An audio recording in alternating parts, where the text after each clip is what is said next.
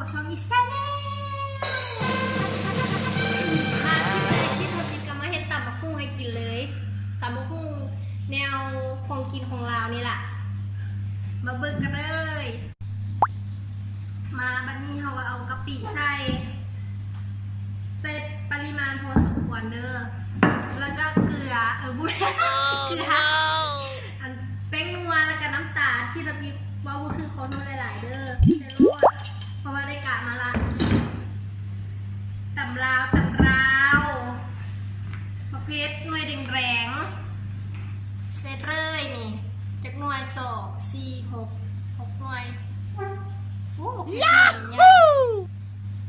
เสร็จรวดต้องย่างเผ็ดย่างเลยก็คือแล่นเข้าห้องน้ำซื่อๆตัวนี้ประเภทตักแห้งประเภทแห้งมาก็ไปตำอุ้ยสะเทือนมาตำบ่ได้ขอตำอยู่ตั้งเงินตำอยู่โต๊ะมันสะเทือนบ่ได้ไปตำ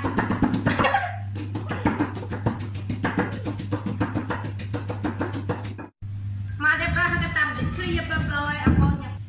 นี่เนาะสีตำที่เรียบร้อยแล้วตำเครื่องตำที่เรียบร้อยแล้วต่อไป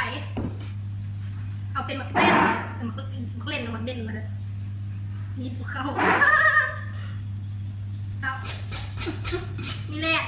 การที่มีของกุลาวเขาเอ้ยกินแบบมาเจอหัวแหกมาแดกมาจ้าเฮ็ดเองในตู้เฮ็ดเองไปรักเอาของมันมาไปรักเอาของมันมาเลยก็ซอยใส่ทั้งหมดเลยมีน้ำป่าน้ำอย่างแบบมีปลาหมึกนะเขาจะปลาหมึกมากินน้ำมือนี้นะใช่เลยล่ะตัวที่เครื่องเขาว่าที่เครื่องหัวแฟนนะจะทำมือเฟนนี่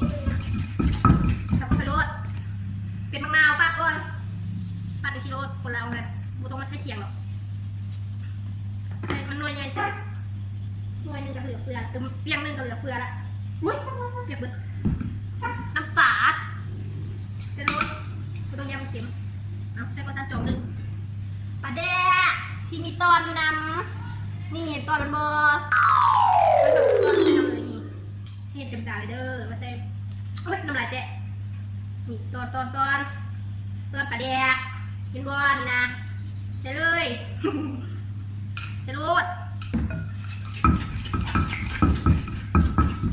กลับมาชิมเบิ้งเห็ดได้ใจไหมโอเคใช่เลยขั้นตอนต่อไปอุ้ยปลาโคเอามักทั่วใช่หรือว่ามักทั่วยาวมักทั่วใช่หลายเปลืองค่ะมันเปลืองเนาะคนไทยเขาห้องมาตะโกนนะก็ตัดตุ้มจะบดีซะไม่กินหรอก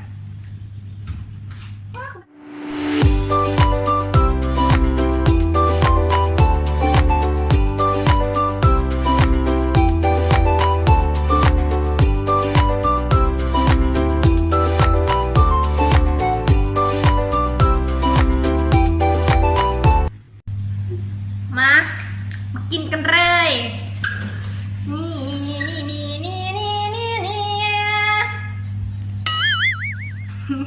โอ้ยมากินน้ำกันที่มามีสาวงามมากินตำมะพุ่งน้ำกันแกงมีจุดยอดท่านผู้ชมข้าวยองนั่งโอ้ยไม่อยากกินละมาพี่มาเป็นคลิปแรกที่เราคิดกะมาเฮ็ดบัตรทุดิบอะอาหารลาวตำบักหุ่งใส่ปลาแดกตัวปลาแดกน้ำโคซื้อเครื่องตำลึงเลือก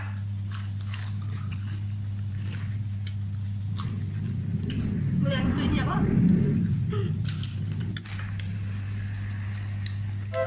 คุยกันเลยนี่นะเลยแข็งอ้าวขอบคุณคุณลาวไปติดตามได้ด้วยต้องมีแชนแนล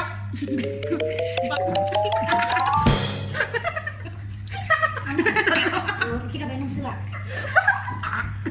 อะไร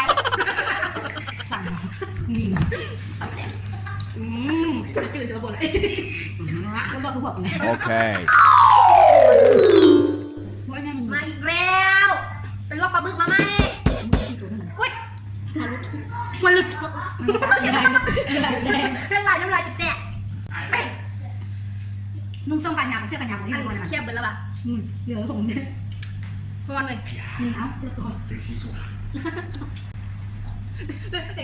อัน นี่คือบอกอะไร ไหนไม่ได้กินกัน นั่นที่สองเป็นเด็กมีหัวมีตะลิงนะส่งตัวตัวจับตัวมือทั้งเงี้ยเลย มันก็ได้เบิร์แล้วเนาะวันนี้ก็คงอยากจะกินอะไรกินจะทักวันนี้นะอย่าลืมกดไลค์กดแชร์และกด subscribe วันนี้อย่าลืมเด้อตายแท้ๆเนี่ยวันนี้ไปนอนหอกทองแล้วอย่าลืมคอมเมนต์ฝากคอมเมนต์ไว้นำมาที่ให้เฮ็ดอีหยังกินอีหยังลงตลอดยามว่างบ่ว่างแล้ว ไปเบิ้ง บ่ว่างเราไม่ได้เบิ่ง